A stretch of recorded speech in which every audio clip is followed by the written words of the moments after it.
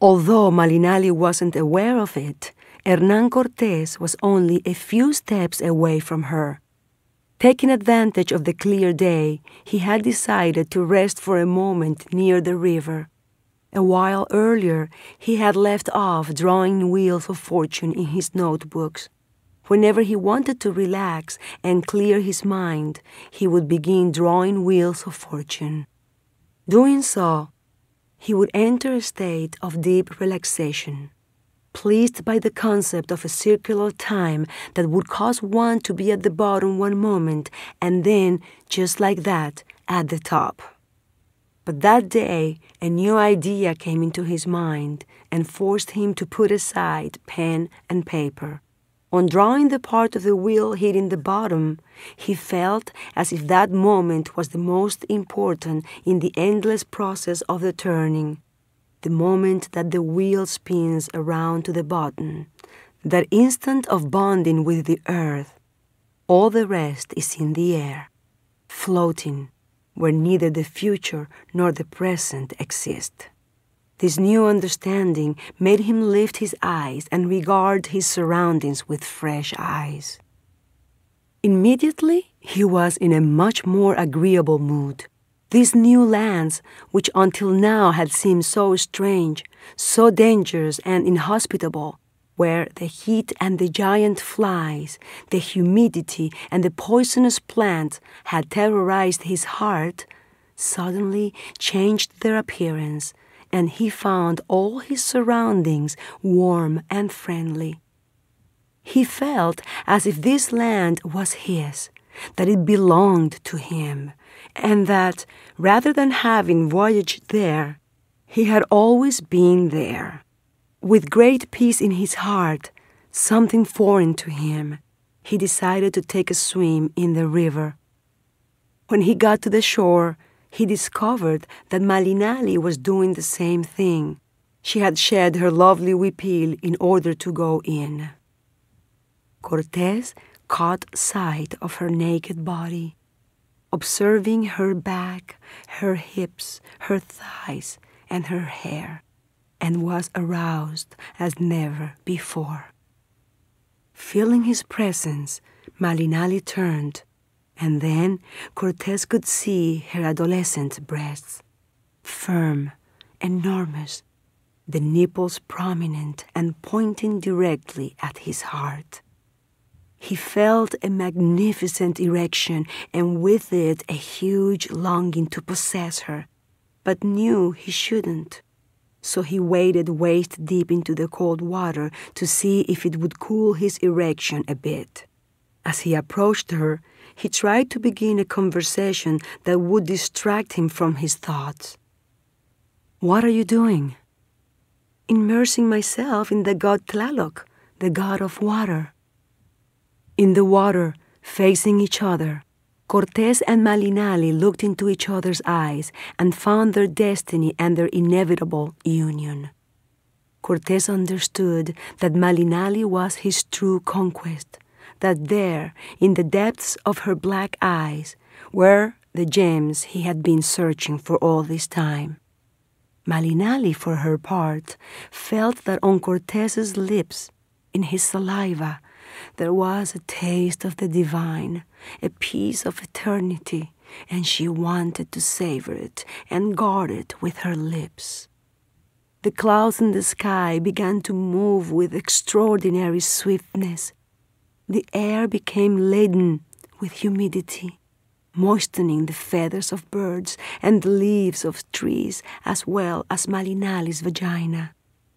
The gray clouds, like Cortés's member, made a great effort to contain their waters, to hold back, not to let them fall, so that their precious liquid would not be released.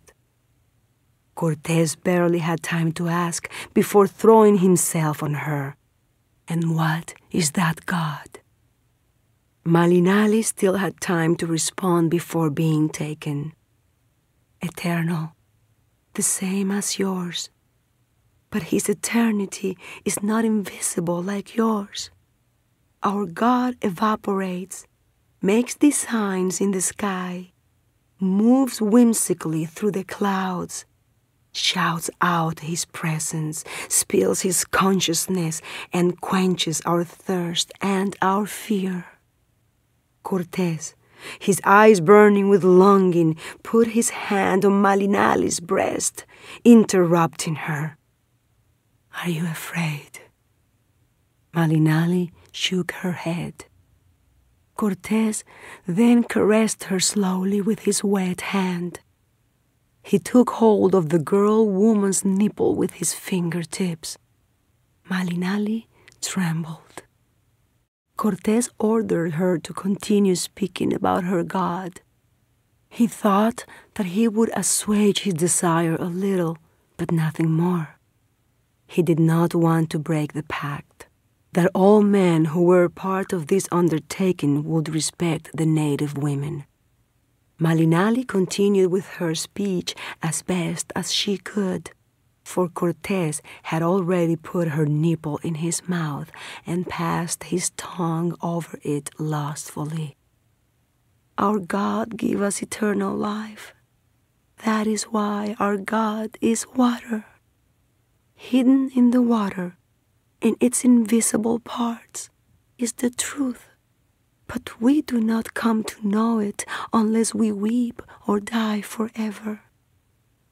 Cortés's ambitious mind could not stand it any longer, and he wanted to possess Malinali and her God at the same time. In his head there was an explosion of pleasure, and the fire of his heart wanted to evaporate forever that God called Tlaloc, that God of water. He lifted Malinali out of the water and carried her to the shore, where he forcefully penetrated her. At that moment, the sky also exploded and let its rain fall over them. Cortés did not notice the lightning. The only thing that he was aware of was the warmth at the core of Malinali's body and the way that his member pushed and opened the tight walls of the girl's vagina. He did not care if his passion and force hurt Malinali. He did not care if lightning struck nearby. All he cared about was going in and out of that body. Malinali remained silent, and her black eyes, more beautiful than ever, became watery, holding in tears. With each thrust, Malinali felt the pleasure of Cortés's naked, hairy torso brushing up against her breasts. This was her answer to her uncertainty regarding what she would feel when she touched hairy skin. In spite of the violence done to her body, in her delirium, Malinali remembered what her grandmother had told her in such a sweet voice, as if the birds, all of them, had imparted their spirits in her throat on the day before her death. There are tears that are the healing and blessing from the Lord of all things. For water is also a language whose liquid voice sings at the breaking of the light. It is the essence of our God who brings together extremes and reconciles the irreconcilable. For a few minutes, which seemed an eternity, Cortés penetrated her, time and again, like a savage, as if all the power of nature were contained in his being. Meanwhile, it was raining so hard that his passion and his orgasm were drowned in the rains, as were Malinali's tears. She had, for the time being, ceased to be the tongue, to become simply a woman, silent, voiceless, a mere woman who did not bear on her shoulders the enormous responsibility of building the conquest with her words.